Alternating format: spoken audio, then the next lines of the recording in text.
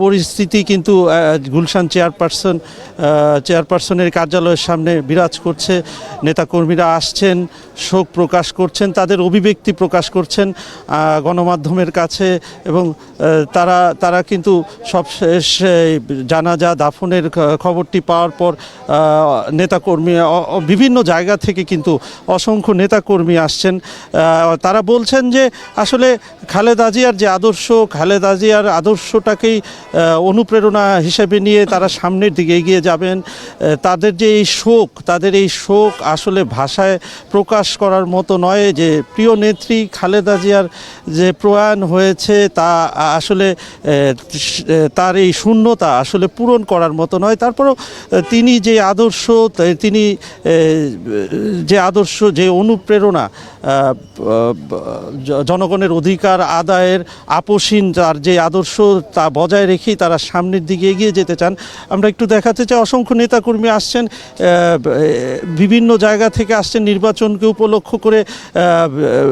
প্রবাসী নেতারাও অবস্থান করছেন, বাংলাদেশের বিভিন্ন জেলা থেকে তারা এসে ইতিমধ্যে উপস্থিত হয়েছেন।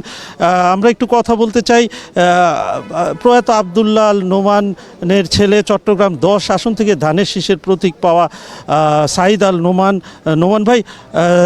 সাইদ ভাই, আসলে আপনাদের তো এই শোকের যেই অভিব্যক্তি, এটা আসলে ভাষায় প্রকাশ করার মতো নয়। তারপর একটু বলবেন আসলে আপনাদের সামনের পথ চলা, খালেদা জিয়াকে সামনে রেখে, খালেদা জিয়া হয়তো তার প্রয়াণ হয়েছে, কিন্তু তার যে আদর্শ তা তো বেঁচে থাকবে, সেটাকে কিভাবে আপনারা কাজে লাগাতে চান? আসলে ক্যামেরার সামনে এসে এই বিষয়ে কথা বলা কতটা সমীচীন আমি জানি না। আপনি রিকোয়েস্ট করেছেন তাই দাঁড়ালাম। দেশনেত্রী বেগম খালেদা জিয়া আমার জীবদ্দশায় আমি পুরো সময়টা পেয়েছি, তার নেতৃত্ব দেখেছি স্বৈরাচার বিরোধী আন্দোলনে, তাকে রাষ্ট্রনায়ক প্রধানমন্ত্রী হিসেবে দেখেছি, এবং প্রতিবারই বাংলাদেশে মনে হয়েছে স্বৈরাচার আন্দোলনের সফলতা থেকে শুরু করে গণতন্ত্র প্রতিষ্ঠা করা, এবং এরপরে সেই 91 থেকে 96, 2001 থেকে 2006 বাংলাদেশের ম্যাক্রো ইকোনমিক স্টেবিলাইজেশনের সর্বশ্রেষ্ঠ সময় বলে অনেকেই দেশ বিদেশে মনে করেন।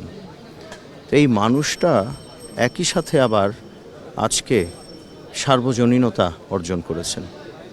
আমাদের যে রাজনৈতিক পরিমণ্ডল, সেখানে সার্বজনীন হতে পারা, সারা দেশের নেত্রী হতে পারা, দলীয় গণ্ডির বাইরে গিয়ে অ্যাকসেপ্ট করতে পারানোর মতো যোগ্যতা থাকা আমার জীবদ্দশায় দেখা একমাত্র নেত্রী, দেশনেত্রী বেগম খালেদা জিয়া। তার সম্পর্কে জানা দরকার আমাদের তরুণ সমাজকে। তাহলে আমরা হয়তো বুঝতে পারবো, বিশেষ করে রাজনৈতিক কর্মী হিসেবে অথবা সমাজসেবক হিসেবে আমাদের কি কি করণীয়, এবং এর মাধ্যমে আমরা তার মর্যাদাটা দিতে জানব, দেশনেত্রীর মর্যাদা। দেশনেত্রী এই উপাধি বা এই ভূষণ আমার বাবা প্রয়াত আবদুল্লাহ আল নোমান সম্ভবত 86 বা 87-তে লালদিঘির ময়দানে তিনি ঘোষণা করেছিলেন। তখন এই শব্দটা হয়তো একটা উচ্চারণ মাত্র। আজকে বাস্তবেই এই শব্দটা তার জায়গা, একেবারে তার সমার্থক নাম হলো খালেদা জিয়া। অর্থাৎ এটা একটা সত্য বিষয়, তখন ছিল একটা শব্দ, আর এখন এটা বাস্তবতা। তো এই জার্নিটা কিছুটা হলেও আমি হৃদয়ঙ্গম করতে পেরেছি। আমি চাই একটা ছোট্ট গল্প আপনাদের জানাতে।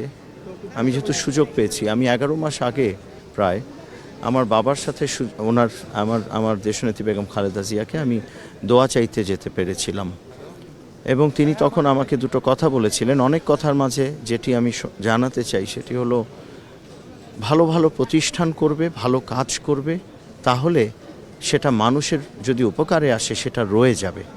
আমরা সবাই চলে যাব, সব কিছু নিঃশেষ হয়ে যাবে, কিন্তু ভালো কাজটা রয়ে যাবে, এবং সেটাই আমাদের মানুষ হিসেবে সার্থকতা।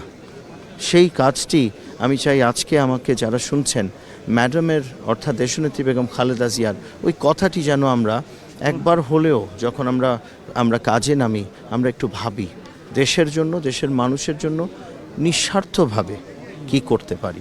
আসলে আসলে আসলে নেতাকর্মীরা সেই কথাগুলি বলছিলেন যে তার আপসীর নেত্রীর যে পথ চলা তাকে অনুসরণ করবেন। আমরা প্রবাসী নেতা একজনের সাথে জানতে চাই যে যে যে আসনে অধিষ্ঠিত হয়েছেন, জনগণের মনে অধিষ্ঠিত হয়েছেন, সেটা আসলে দেশনেত্রীর আজকে যে ভালোবাসা মানুষের তার মধ্য দিয়ে প্রমাণিত হয়েছে কিনা। বিসমিল্লাহির রহমানির রহিম।